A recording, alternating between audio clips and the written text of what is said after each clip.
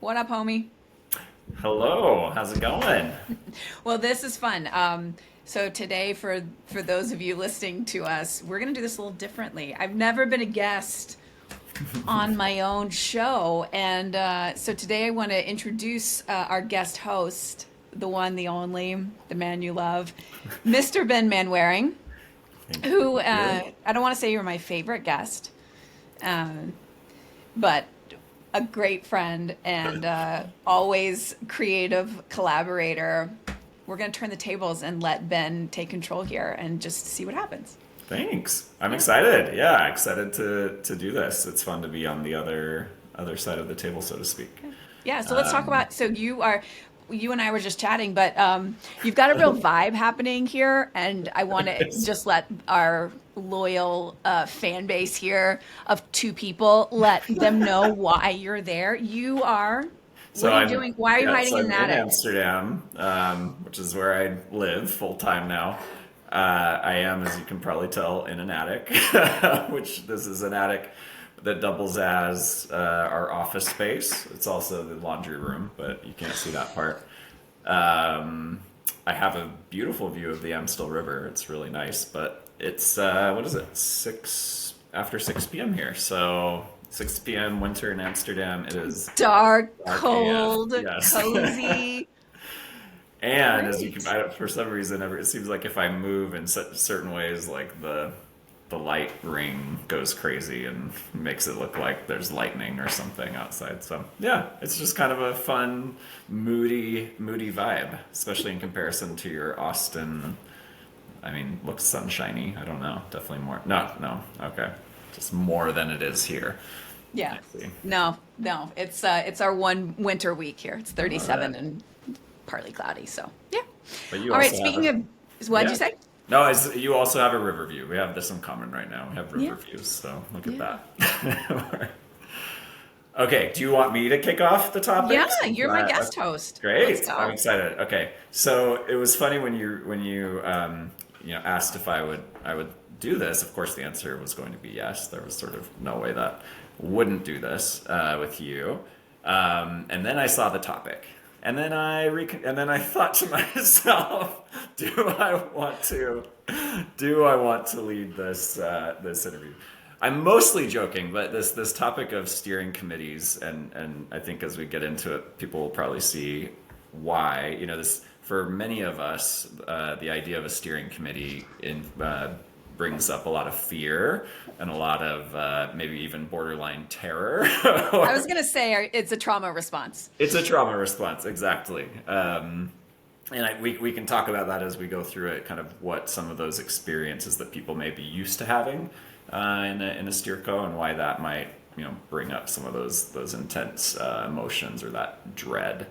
Um, but the cool thing about this is this is something that, like a lot of things, and I've gotten to witness you do it, so I've had a sneak peek. But that I think you, more than most people I've worked with, have turned into a strength and have taken something that is weakness for many, and created some tools to really help people do this well. But so why don't I kind of put it back in your court? Like, why steer codes? Why did you Yeah. want making this? That let me try that again.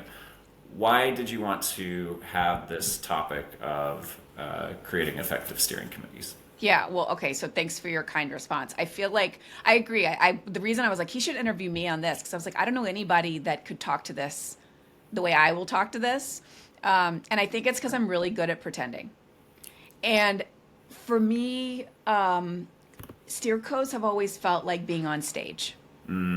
It's like being in a middle school play where it's kind of terrifying in the prep and you're like putting on a costume and it's all new and but at the end of the day, like the prep for it and your ability to get on the stage and then project whoever that persona is Mm-hmm. like how you get good at it. And I just think for a lot of people, it does a couple things. So one, I do think it provokes a trauma response in a Yeah. lot of consultants. Yeah. Everybody's been through some really, really, really terrible moments. And my thought here is like, if anyone that's a longtime management consultant looks back on their career, the worst moments of it, some of them are going to be in steerco meetings. Yeah.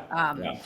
there's a lot on the line, both from the company's perspective, your client's perspective, the way you're perceived by your client, and often like when you're with a firm, like the way you're perceived by your firm. Right. It can have a huge positive or negative career impact. Right. I also think it has a huge positive or negative project impact, but when done well, like managing a steerco ultimately is how you drive effective implementation. Yeah. Even if you're like early in the process, getting the buy-in and the people parts of this right, just like make everything really, really freaking hard or really, really easy. Right. So yeah, and so I went back and I thought about like, okay, so why do I do this a little, like, do I do this differently? It was kind of the first question. I was like, I actually think I do. And then what do I do? Because for me, it did become like, okay, great, let's get out the steer code checklist and like make sure we're doing this right. And then in going through this process to like document that checklist, so to speak, I realized there was a lot of like little things, like pitfalls or strengths that I was like, wait a second, I always do this. That's not an obvious thing that I did at first, right? Like that's from 20 years. And it may seem small, but that's the kind of stuff I get excited about because I think those are the real practical things that anybody can go and take and succeed with. So that's why. I love that. I wanted to torture you with this like traumatic and potentially like this could be a really boring topic. But I think if you and I talk about it, it won't be boring. Yeah, exactly. It's an opportunity for growth. There's an opportunity to have some like therapeutic resolution. I will say I love this. You use the example or the metaphor of the middle school play, and my mind keeps going back to that because there are these events in our careers where things are just like out on display for everyone else to see, at least everyone that's kind of in our near work orbit, and things like steercos, board meetings, etc. Those are those like really visible events, similar to middle school. I still remember middle school wasn't exactly a play, but like getting up to run for class secretary or something and totally lacked all confidence, was so nervous, totally fumbled the speech, lost miserably, and it still stands out as this like traumatic event. But then, fast forward a year later, where I found the confidence, found the strength within, if you will, to get up and kind of project myself on stage and won and remember that really positively. Anyway, I feel like steercos are one of those things that can be the same for a lot of people because you're very visible and you're very out there. So I just wanted to underline that really resonates. So you talked about, I think there's a real key in what you said around, being able to kind of pretend to an extent and like create a sense of confidence. So maybe talk more about that. Like, what do you do going into that first session? Because it sounded like from what you were saying, there's a lot of prep that needs to happen. I think a lot of us think of it like, oh yeah, I need to prep the slides, I need to prep the agenda. But my guess is that you're talking about other types of prep. So what are some of the things that you do or that you've seen be particularly successful at just in that lead up to the kickoff meeting? Yeah, so I think about preparing for Steerco as like a 3 to 4 week exercise. I don't think about it as the slides. Now, let's just talk about the slides because that's what comes to mind first, right? The slides follow the same pattern, right? Like if we're talking about a kickoff for a steerco, and then you're talking about each subsequent steerco, and then you're talking about like the recommendation steerco, there's 3 decks. Right. And they're more or less the same structure, regardless of the project. So that, if you think about it that way, not as like, how am I going to go and tell this story? It's like, no, these are like executives. You got to use their time wisely. Like there's no need to reinvent how that meeting's going to run. It's going to always kind of run in those one of 3 ways. But the run up 3 to 4 weeks is really what you want to do. And I think each of the key activities across those weeks boils down to getting people to align outside the room before you go into the room.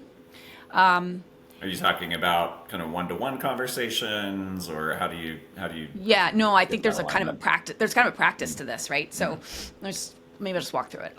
First is making sure you have the right people.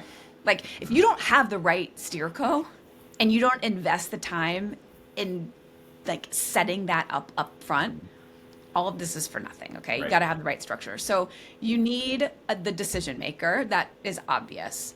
But what you also need are the people who are going to be the executives, right? Like the decision makers who will be decision makers when implementation happens, who must then buy into the decisions as they're made, when it's made, which means they must be a part of the learning process and the thought process to help shape that decision within the steer co structure in order for ultimately like them to go and do the right thing around it. Right.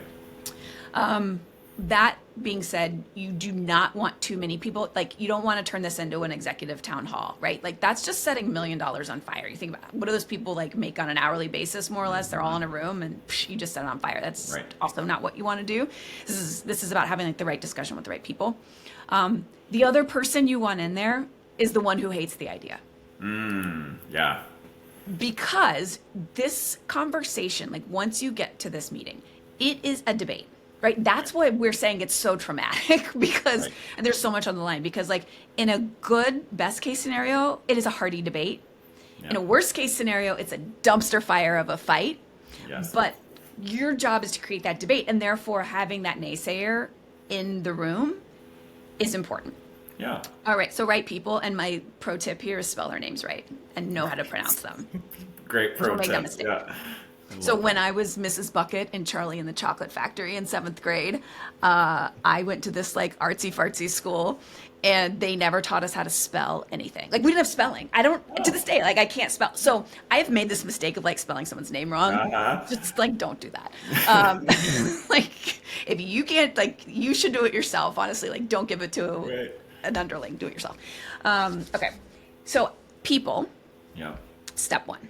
Step two is bringing those people on board well before the meeting.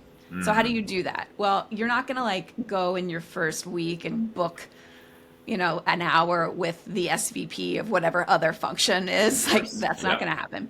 But what I do think works really well, especially like, and I'm considering this like you're walking into a new client or like a new situation, not like a group you've been with, is I think like the structured interview process up front is really useful. Like the actual use of that isn't to get the information you need for a project. The actual use of that is to build trust in a relationship and understand what those different functions think and how they perceive whatever it is that you're working on. So as you have like a working committee of people, I think going through a structured interview process, go find each of those people, write an interview guide so you know what to say, get their information, but build that relationship. And in that conversation, you need to like plant the seed with them that they need to go and update their leader.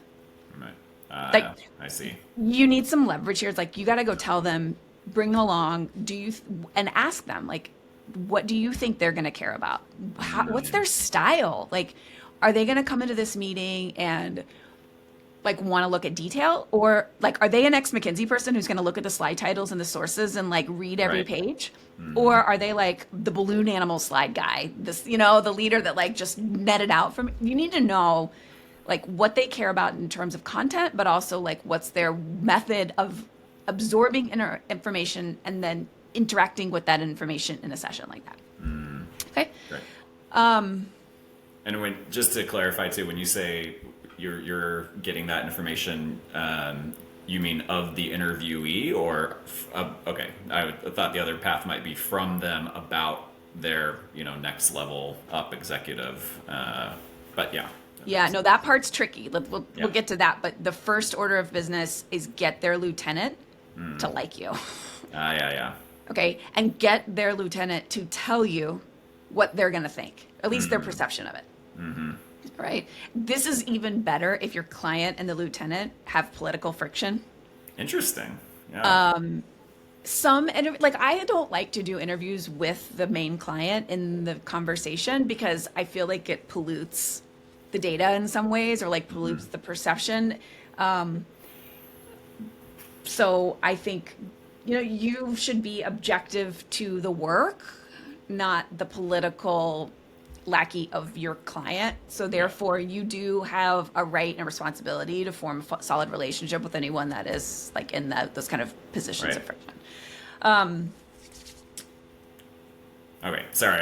Yeah. So you've had now these sort of interviews with key stakeholders. So Yeah. what's next? Kind of in Okay, preparation so for like the this is kind of big part, kickoff. like we'll talk about this in the structure of a steer code, but this is like part of your project process anyway. Like you're going to take all that information, you've probably done some primary research or some secondary research. Like you've gotten your data analysis and you're going to assimilate all of that and start to have a perspective on what is the real problem we're trying to solve here and what are the contributors to that problem and early hypotheses on solutions, constraints, challenges, all that good stuff, right?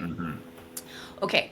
In terms of the steer co, I think it's now bringing your client on board with that like kind of up-leveled perspective, and then using them to kind of go and set you're going to go partner with them to kind of set the stage for that meeting. So now it becomes, okay, let's get the senior executive sponsor that's within our client relationship on board, and they're going to need to go, and you enable them to go and either have conversations or emails, whatever the right method is, to get their peers on board and kind of get their buy-in, right?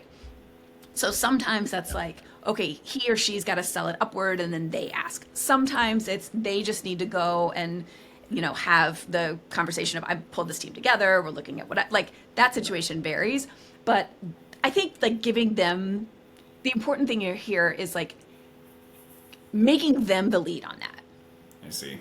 The Yeah. peer goes to the peers and expresses the importance and now has your clear problem statement and why it matters Right. to the company at large and potentially each one of those functions. Okay. Yeah. So It reminds me real quick of it's like this is part of this galvanizing effort in a way. And a lot of yes, times people like myself who are not always great at galvanizing, so we just kind of assume that others will know what to say. They'll get the problem and they'll get the solution.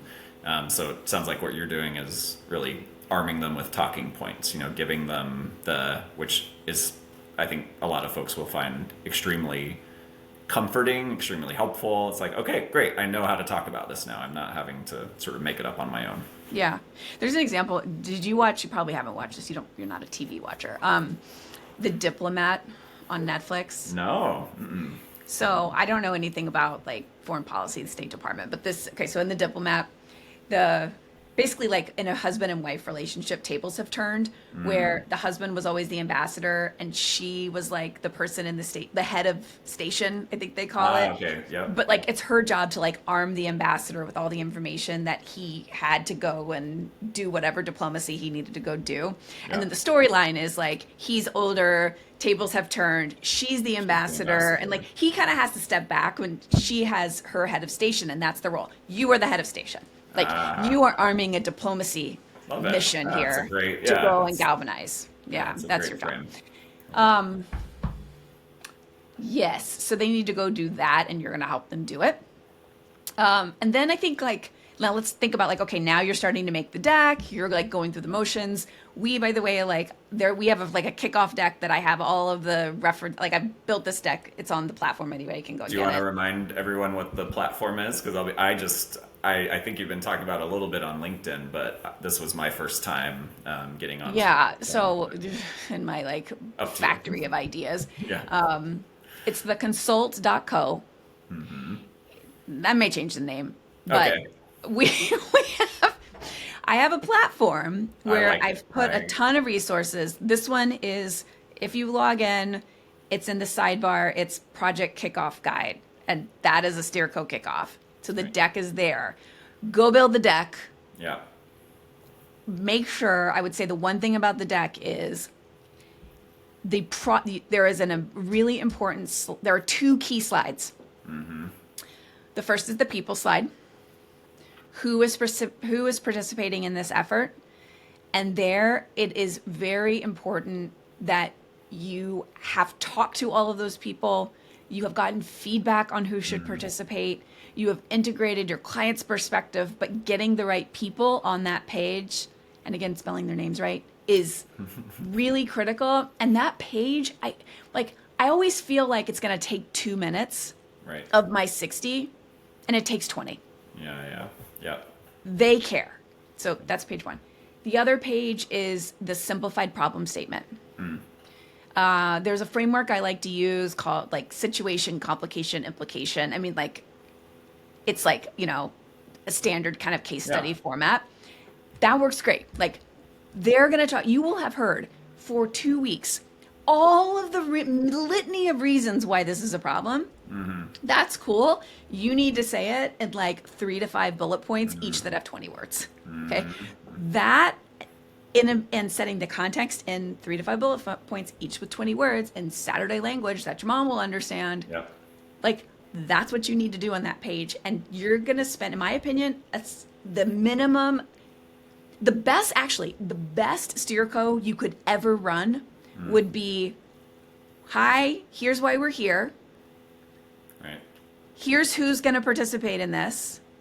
And then let's talk about the situation we're in and why we think we're in that situation. And having a really robust discussion and debate around those things. That's right.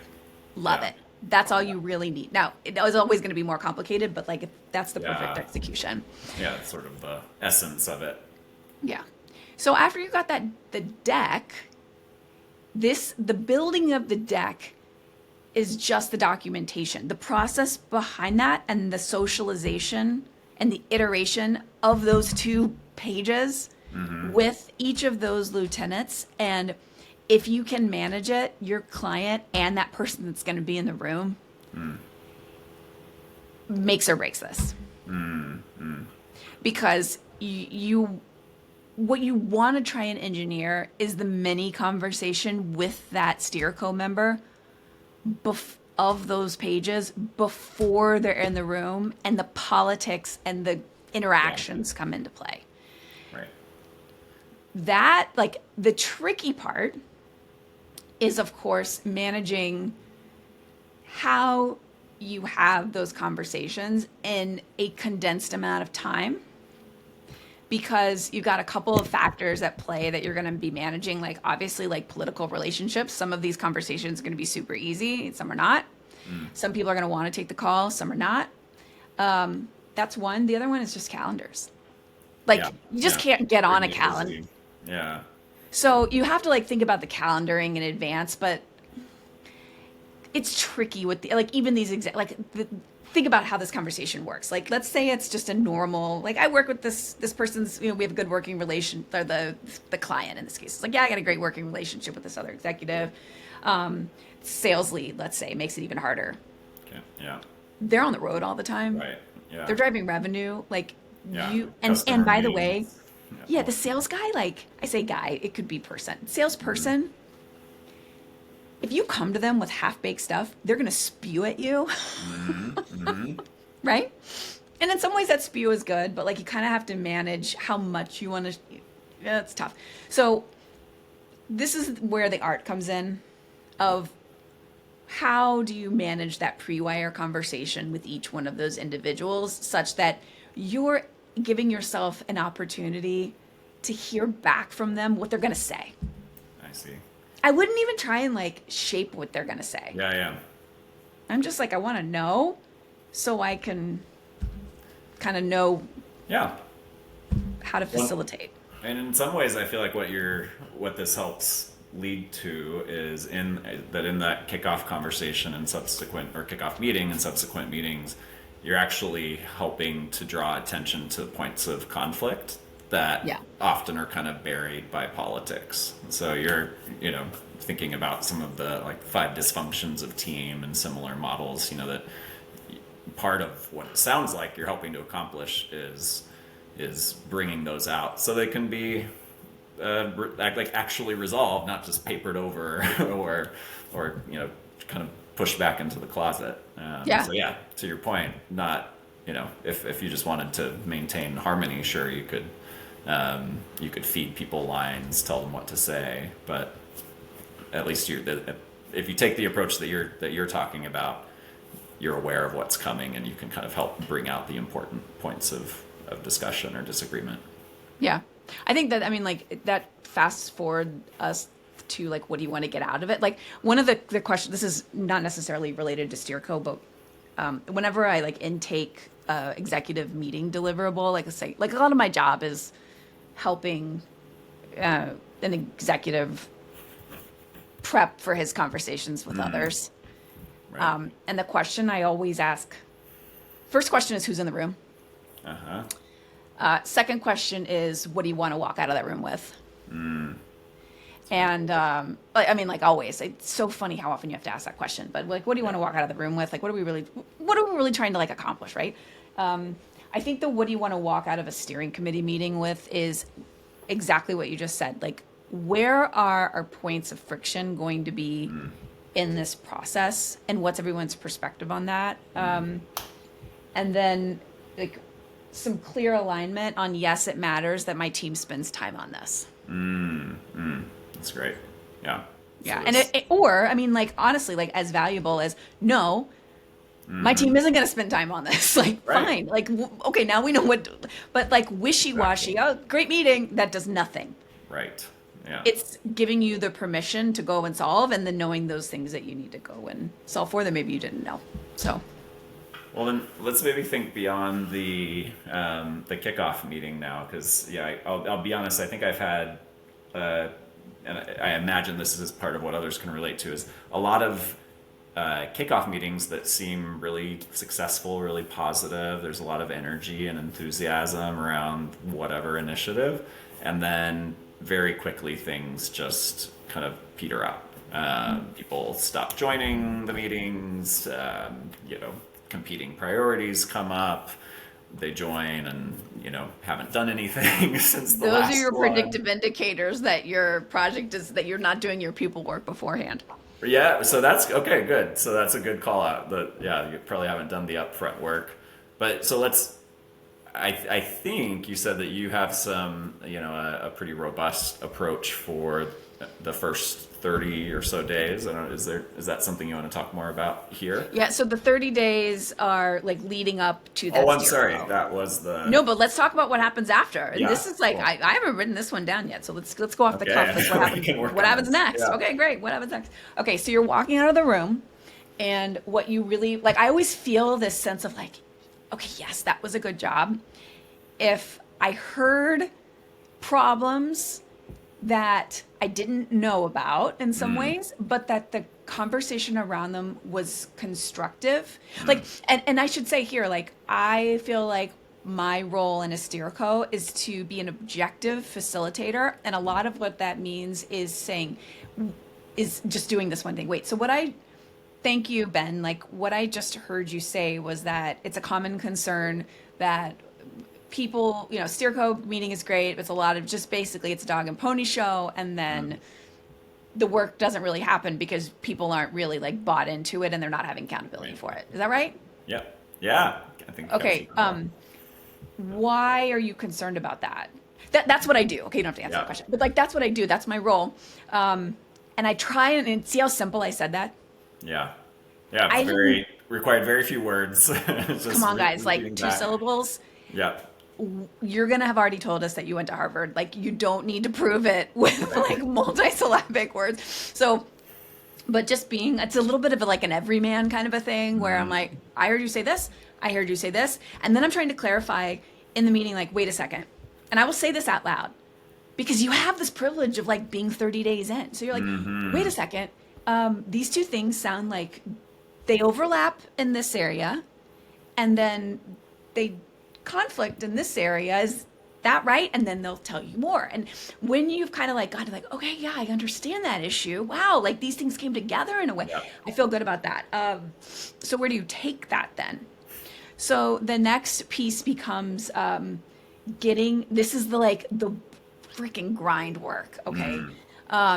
Getting the governance right. Yeah. So the Steerco meeting is followed by a work stream kickoff meeting. Right. These are your where the rubber meets the road, Right. the most valuable people in the company are the layer that gets shit done. All right. And each Yep. of them is going to, and you know, you always got work streams that are part of projects. So taking the steerco and information and feeding that back, those key challenges and insights to that group in a group setting. And in that meeting, like really establishing the executive and strategic imperative for it. I also think it's helpful in that meeting, like you got to have a clear timeline of what you're asking them to go and do. Yeah. And like telling them in that timeline, this is when you're responsible for coming back. Yeah.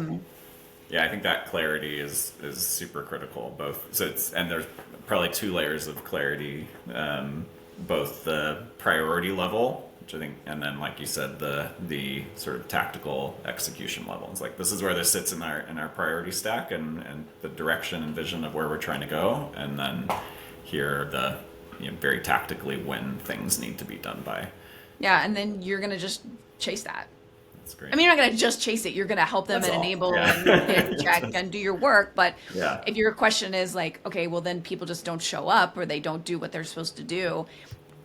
I purposefully in the subsequent like work stream meetings and then in the steerco meetings, like creating opportunities where they need to show up. I'm working with them in the background to make sure that like not that I have the deck, but I've seen the deck. I have provided, like, we've talked through it. I've asked them questions about it. Like, I've pointed out gaps. I've pointed out things that are missing. If the work just isn't getting done, let's just say, like, worst case scenario, like, people are like, I can't do it. It's like, okay, well, now my job is not necessarily to do that and cover for you. My job is to be like, Yeah. hey, guys, we don't have this, and working with your client either to solve it or to be like, Exactly. this is a major dependency that we just can't move forward with, right? But like the governance part of it is designed to create that visibility and accountability.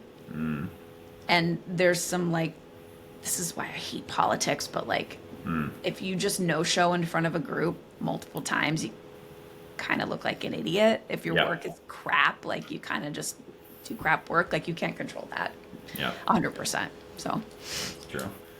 Well, good. Well, I'm having this feeling that, I wish we'd had this discussion 10 years ago. I don't know if I know could you- have had it 10 years. I mean, like, I don't think I That's could true. have had it 10 This years has ago come in the from same way. leading a lot of these in other contexts too now with Keenan Reed and thanks for sharing that. Any other, I don't know how to wrap this up. I mean, I have one more thing. yeah, Actually, your comment about like 10 years ago, I wouldn't have had this conversation. I wouldn't have had the same conversation. But I was thinking like, okay, well, I ran steercos. I participated in the room as a consultant in steercos when I was 24. I led them when I was 32. I now lead them, or I help my team lead them at 45 plus. And how does the dynamic, and I'm a woman, which I always think is, in this case, I just feel like what a freaking tool it is to be different. yeah. Especially if you're a woman, and especially if you are like plain spoken, because you are literally not as threatening. If you can be smart and quick, like great, but you're not threatening. It's just like such a huge bonus. Interesting. Yeah. But what is different at each of those stages? It's interesting. Like now I feel like I step in and I'm talking to peers. Like the steerco is my peer, which is harder. I is don't that? Why do you say that? well, I don't think I have the ability to be disarming in the same way. And I think the expectations that they have of me are higher than like, not that they're like, it's can just see that they that. weren't high to begin with, you know? Yeah. So Absolutely see that. now, I don't know, like, Yeah.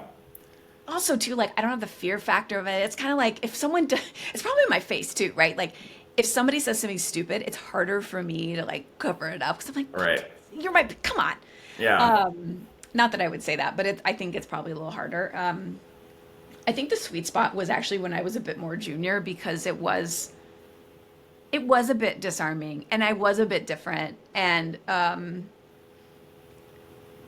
yeah, like I I think it was somewhat easier because it was more like playing a role.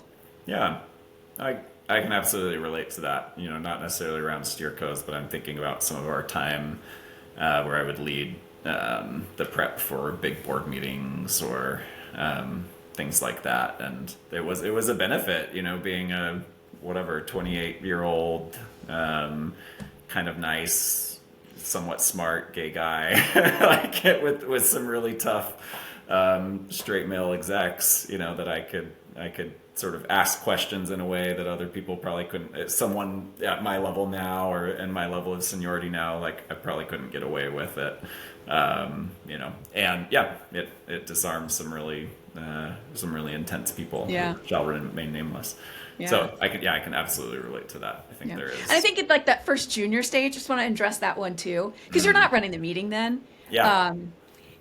You are the analyst in most cases. If Yeah. that's quantitative or qualitative, you're in that room because you know something detailed that nobody else does. Yes. I always told myself, you need to have 3 really smart observations from the work that you are ready to bring up. That's You cool. have and 2 other things, like take a seat at the frickin' table. Like, do not sit behind somebody on the sidelines. Claim your chair. If you can't claim your chair, you should not be in the room, okay? So if you're being asked to be in the room, you are deserving of a chair. And then wait for a pause in the conversation.